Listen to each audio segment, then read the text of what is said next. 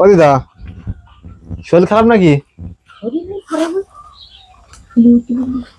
কেন, কি হচ্ছে? তুমি এই ঠান্ডা এই বাইরে শুয়ে আছো কেন? দেখেছো দেখেছো কালকে আমরা কি কি গায়ে দিয়ে আছে দেখেছো? সত্যজিৎ, কি গায়ে দিয়ে আছে দেখেছো? তাই তো দেখছি। উঠতে পারবা না? বসিয়ে দেবো। ধরে দাও, ধরে ধরে দাও। আস্তে আস্তে ওঠো, আস্তে আস্তে ওঠো। হ্যাঁ, আস্তে আস্তে ওঠো, ওঠে একটু বসো। দেখেছো গায়ে দেওয়ার কোনো ভালো একটা জিনিস নেই, কি অবস্থা। গতকাল আমরা এই মানুষটার কাছে এসেছিলাম এবং এসে যে বেদনাদায়ক দৃশ্য দেখে গেছিলাম সেইটা আজকে আরো যেন চোখের সামনে ফুটে উঠলো।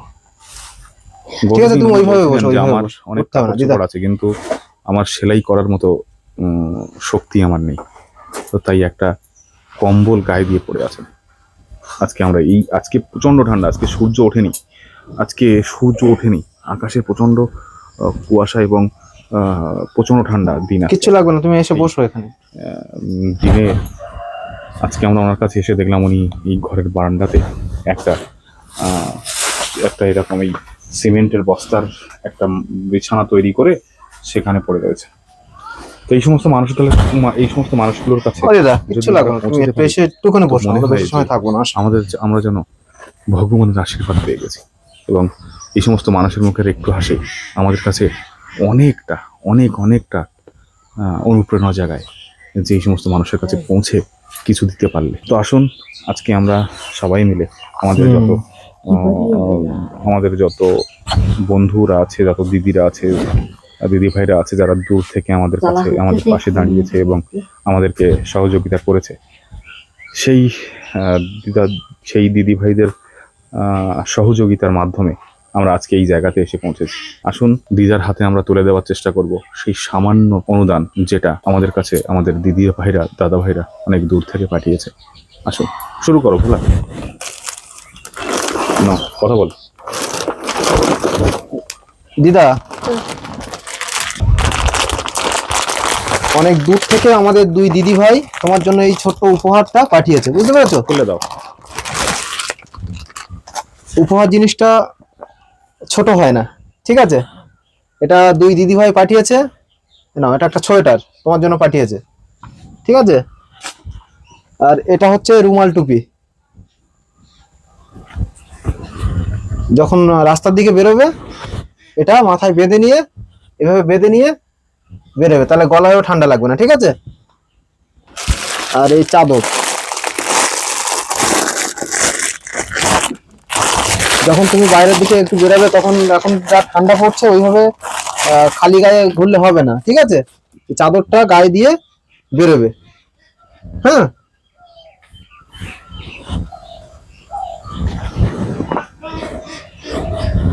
আর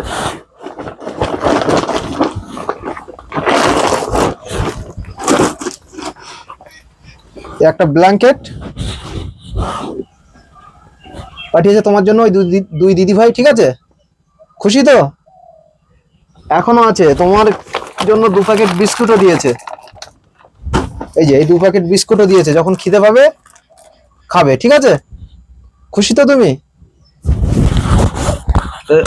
আমাদের দিদি ভাইদের এবং আমাদের পরিবারের সবার জন্য একটু কিছু বলো। তুমি খুশি হয়েছো তো দিদা? খুশি। তো ওনাদের জন্য যারা পাঠিয়েছে তাদের জন্য একটু কিছু বলো। তোমার দুজন মেয়ের মতো তারা তোমার এই ভিডিও দেখে, হ্যাঁ, তারা যেন এরকম সবাই যেন এরকম ভালোবাসে আর এইরকম যেন দান করতে পারে।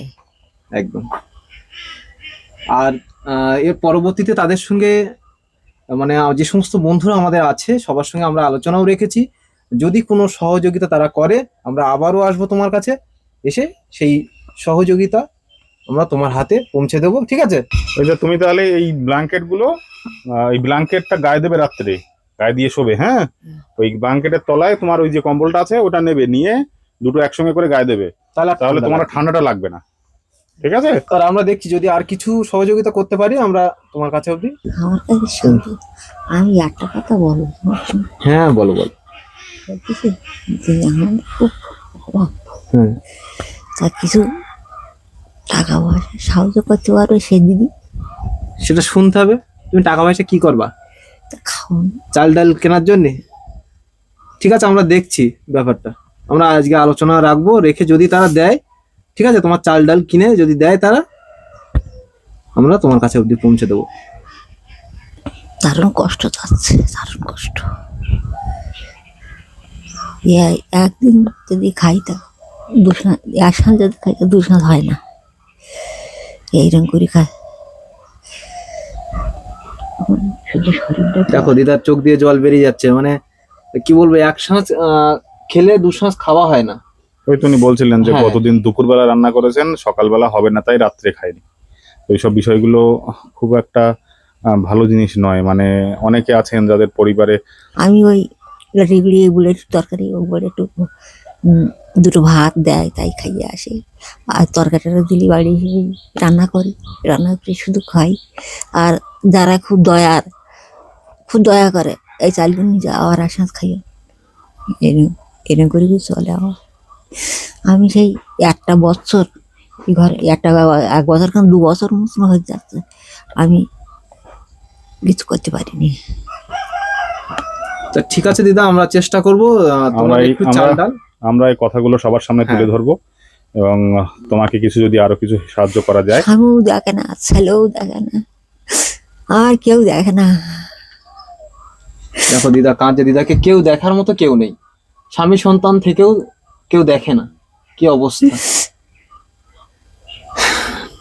তো এই সমস্ত অসহায় মানুষের পাশে যদি আমরা একটুখানি দাঁড়াতে পারি, মনে হয় নিজেদেরকে ধন্য বলে মনে করব আমরা। তো প্রিয় বন্ধুরা, সকলে যদি একটু এগিয়ে আসেন, মনে হয় এই সমস্ত মানুষের মুখে যদি আমরা একটু হাসি ফোটাতে পারি। লোকের বাড়ি আপন জনের মধ্যে গেলি, ছেঁড়া কাপড় ছোট পরে গেলি, এই কাপড় দিয়েছে আর ওই একটা টানায় দিয়েছে।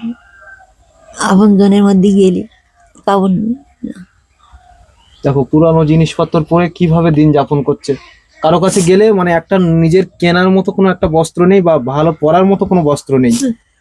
অন্যের বাদ দেওয়া জিনিস পরে জীবন মানে দিনটা কোনো রকমে যাচ্ছে ওনার, কত কষ্টের মধ্যে দিন যাপন করছে।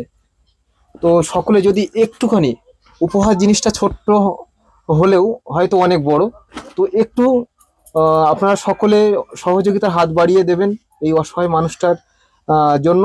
আমরা সেই সহযোগিতা আমরা ওনার কাছ অব্দি পৌঁছে দেবো। ওই তো, তাহলে তুমি এগুলো গায়ে দিও, সোয়েটারটা গায়ে দিও, টুপিটা পরো, চাদরটাও গায়ে দিও। বসো ওখানে। আর হচ্ছে তুমি আর বসতে দিতে হবে না, বসতে দিতে হবে না। আর দেখি আমরা যদি আরো কিছু করতে পারি বা আরো কিছু সাহায্য করতে পারি তোমাকে, তো আমরা আবার আসবো, এসে তোমার কাছ পর্যন্ত পৌঁছে দিয়ে যাবো। ঠিক আছে যা, তাহলে আমরা এলাম, তুমি এগুলো গায়ে দিও। হ্যাঁ, আর যদি কিছু পারি আমরা আবার অবশ্যই আবার আসবো। ঠিক আছে? হ্যাঁ, বুঝতে পেরেছি। ঠিক আছে, তাহলে আমরা এলাম। হ্যাঁ।